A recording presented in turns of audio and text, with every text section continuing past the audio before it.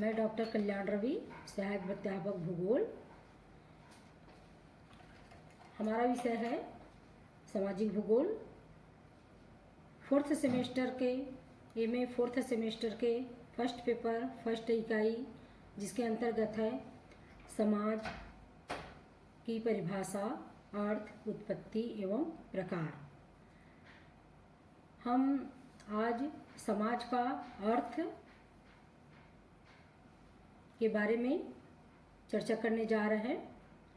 इसमें देखा गया है कि साधारण अर्थ में समाज का प्रयोग व्यक्ति के समूह के लिए किया जाता है। विभिन्न समाज वैज्ञानिकों ने समाज शब्द का प्रयोग अपने अपने विषयानुकूल संदर्भों में किया है। मानवशास्त्री आदिम समुदाय को अर्थशास्त्री आर्थिक क्रियाओं में संलग्न व्यक्तियों के समूह को और राजनीति शास्त्री व्यक्तियों के समूहों को समाज कहते हैं। समाज में समाजशास्त्र में समाज शब्द का प्रयोग विशिष्ट अर्थ में किया जाता है। सामान्यतः विभिन्न व्यक्तियों के पारस्परिक संबंधों के आधार पर निर्मित व्यवस्था को समाज कहते हैं। जॉर्ज सिमेल ने अंतःक्रिया द्वारा संबंधित व्यक्तियों के समूह को समाज की संज्ञा दी है। कुछ लोग व्यक्तियों को सामाजिक संबंधों की अपेक्षा किसी विशिष्ट अंतः समूह के सदस्यों के लिए समाज शब्द का प्रयोग करते हैं, जैसे आर्य समाज, विद्यार्थी समाज, हिंदू समाज, महिला समाज आदि। किंतु समाजशास्त्र में समाज शब्द का प्रयोग व्यक्तियों के समूह लिए नहीं, बल्कि व्यक्तियों के मध्य होने वाली अंतःक्रिया से उत्पन्न जटिल व्यवस्था के लिए किया जाता है। समाज अमूर्त है, जो वस्तु की अपेक्षा प्रक्रिया पर और संरचना की अपेक्षा गति पर आधारित होता है। इस प्रकार समाज एक व्यवस्था या संगठन है जिसमें व्यक्तियों की पारस्परिक अंतःक्रिया और उनके पारस्परिक अंतः संबंध सम्मिलित होते हैं। इस संदर्भ में समाज व्यक्तियों का मूर्त समूह नहीं, बल्कि सामाजिक संबंधों का अमूर्त जाल है। अर्थ के बाद हम आगे की ओर बढ़ते हैं। समाज की परिभाषा। मैकाइवर एवं पेज ने अपने शब्दों में परिभाषा में बताया है, समाज कार्य प्रणालियों की एवं नीतियों, अधिकार एवं पारस्परिक सहायता, अनेक समूहों एवं श्रेणियों और मानव व्यवहार के नियंत्रण एवं स्वतंत्रता एक व्यवस्था है। गिडिक्स के अनुसार समाज स्वयं एक संघ, संगठन और औपचारिक सम का योग है, जिसमें योगी परस्पर संबंध होते हैं। गिंसबर्ग महोदय ने कहा है, समाज ऐसे व्यक्तियों का संग्रह है जो कतिपय संबंधों अथवा व्यवहार की नीतियों द्वारा परस्पर संबद्ध होते और उन लोगों से मित्रवत होते हैं जो इस प्रकार के संबंधों द्वारा परस्पर संपर्क नहीं होते। अपने किनके व्यवहार उनके मित्र हैं। उपरोक्त परिभाषाओं के आधार पर हम कह सकते हैं कि समाज को इस प्रकार की परिभाषा किया जा सकता है। समाज परस्पर संबद्ध व्यक्तियों का एक विशिष्ट संगठन है जो अपने द्वारा पूर्व निर्धारित सामूहिक मूल्यों, नियमों, परंपराओं आदि के द्वारा संचालित होता है।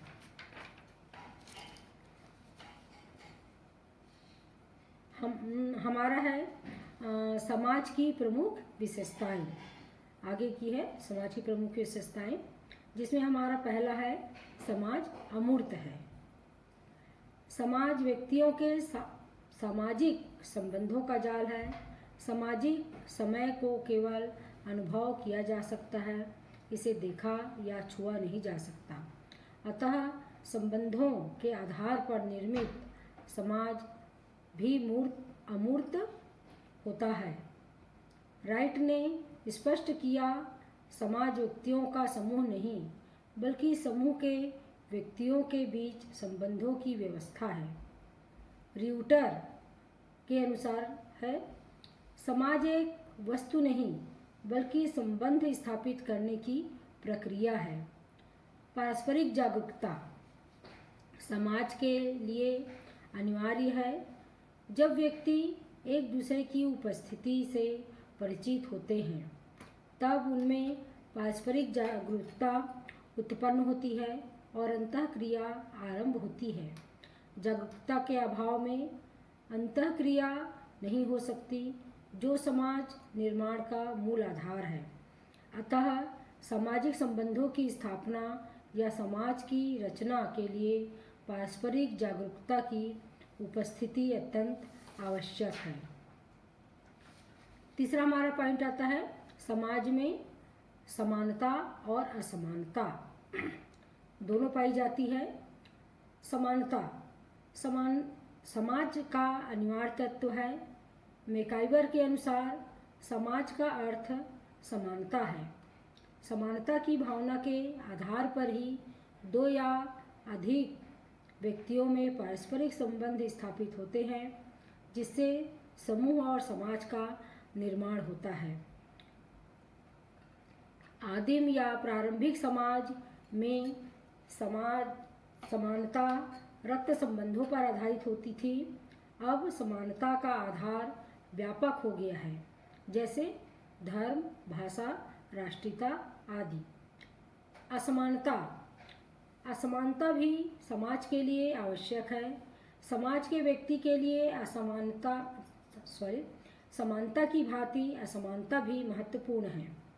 केवल समानता पर आधारित समाज में व्यक्ति के पारस्परिक संबंध अत्यंत सीमित हो सकते हैं।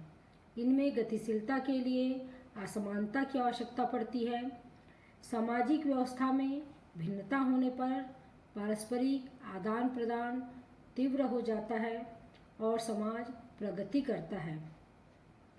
बड़े समाज में व्यवसाय, आय, स्वास्थ्य, शिक्षा, योग्यता आदि में भिन्नता देखी जाती है। हमारा अगला पॉइंट है असमानता समानता के अधीन होती है। समाज में समान उद्देश्यों की पूर्ति के लिए लोग एक दूसरे का सहयोग करते हैं। समान उद्देश्य को पहले से अधिक प्रभावी ढंग से प्राप्त होने के लिए कार्यों का विभाजन कर लिया जाता है और विभिन्न कार्यों को अलग अलग व्यक्ति करने लगते हैं। इस प्रकार समान आवश्यकता एवं उद्देश्य की प्राप्ति के लिए लोग असमान कार्यों को करने के लिए एकत्रित होते हैं। समाज में समानता और असमानता दोनों होते हैं, किंतु समानता प्राथमिक तत्व है तो असमानता गौण है। पांचवा हमारा पॉइंट है समाज अन्योन्याश्रिता पर आधारित है। अन्योन्याश्रिता समाज की उत्पत्ति तथा विकास का मूलाधार है। समाज सामाजिक संबंधों की जटिल व्यवस्था है, जबकि विविध प्रकार के सामाजिक संबंध एक दूसरे पर आश्रित हैं। कोई भी व्यक्ति अपनी संपूर्ण आवश्यकता की पूर्ति स्वयं नहीं कर सकता, अतः व्यक्ति अपनी जैविक, आर्थिक, सामाजिक, सांस्कृतिक आदि आवश्यकता की पूर्ति के लिए दूसरे व्यक्तियों पर निर्भर होता है। यही कारण है कि समाज का अस्तित्व अन्योन्याश्रिता या पारस्परिक निर्भरता पर आधारित है। हमारा छठवां पॉइंट है सहयोग। सहयोग एवं संघर्ष की उपस्थिति। समाज में सहयोग और संघर्ष दोनों प्रकार की शक्तियाँ क्रियाशील रहती हैं। सहयोग मनुष्यों को एक सत्र में बांधने का प्रयास करती है, तो संघर्ष एक दूसरे व्यक्ति को पृथक और दूर करने में लगी रहती है। सहयोग के अभाव में कोई भी समाज जीवित नहीं रह सकता। एक परिवार या समाज के सदस्य आपसी सहयोग के द्वारा अपने सामूहिक उद्देश्यों को पूरा करने में सफल होते हैं। आदिम और सरल समाज में अप्रत्यक्ष सहयोग और आधुनिक जटिल समाज में अप्रत्यक्ष सहयोग की प्रमुखता पाई जाती है। संघर्ष। संघर्ष भी समाज का एक अभिन्न तत्व है। संघर्ष एक सार्वभौमिक सामाजिक प्रक्रिया है जो मनुष्यों में जागरूकता और मानवीय क्रियाओं में गतिशीलता उत्पन्न करती है। वैयक्तिक, सामाजिक, राजनीतिक या सांस्कृतिक भिन्नता के कारण समाज में अनेक बार संघर्ष की स्थिति उत्पन्न होती है। इस प्रकार समाज में सहयोग की भांति संघर्ष भी दृष्टिगोचर होता है। सातवां पॉइंट है समाज सदैव परिवर्तनशील है। समाज की प्रकृति परिवर्तनशील है। विभिन्न प्राकृतिक, आर्थिक, सामाजिक, राजनीतिक और सांस्कृतिक कारणों से सामाजिक संबंधों में परिवर्तन आते हैं और सामाजिक संबंधों में होने वाले परिवर्तनों से समाज में परिवर्तन स्वाभाविक हो जाता है। देश, काल एवं परिस्थितियों के अनुसार समाज की संरचना में परिवर्तन होता रहता है। सामाजिक परिवर्तनों से समाज में प्रायः जटिलता बढ़ती चली जाती है। अब हमारा आगे है समाज की उत्पत्ति, ओरिजिन ऑफ सोसाइटी। मनुष्य एक सामाजिक प्राणी है जो समाज में जन्म लेता है, समाज में रहता है, कार्य करता है और समाज में ही अपना शरीर त्याग भी करता है। वह समाज का एक अभिन्न अंग है। समाज की उत्पत्ति और उसके विकास के संदर्भ में कई तरह के विचार और सिद्धांत बताए गए हैं। उनमें से कुछ प्रमुख है, जैसे पहला हमारा है दैवी उत्पत्ति का सिद्धांत। इस सिद्धांत के अनुसार समाज की रचना ईश्वर ने की है। जिस प्रकार ईश्वर के अनेक जड़ एवं चेतन वस्तु एवं जीवों का निर्माण ईश्वर या दैवी शक्ति के द्वारा हुआ है, उसी प्रकार समाज भी ईश्वर या दैवी शक्ति के द्वारा निर्मित यह एक प्राचीन और परंपरागत धारणा है जो वैज्ञानिक सत्य से बहुत दूर है। अतः अब इस तर्क का कोई अर्थ नहीं रह गया है कि समाज की रचना ईश्वरी है, क्योंकि अब यह मत अधिक मान्य है कि समाज मनुष्य की सामाजिक प्रवृत्ति का परिणाम है।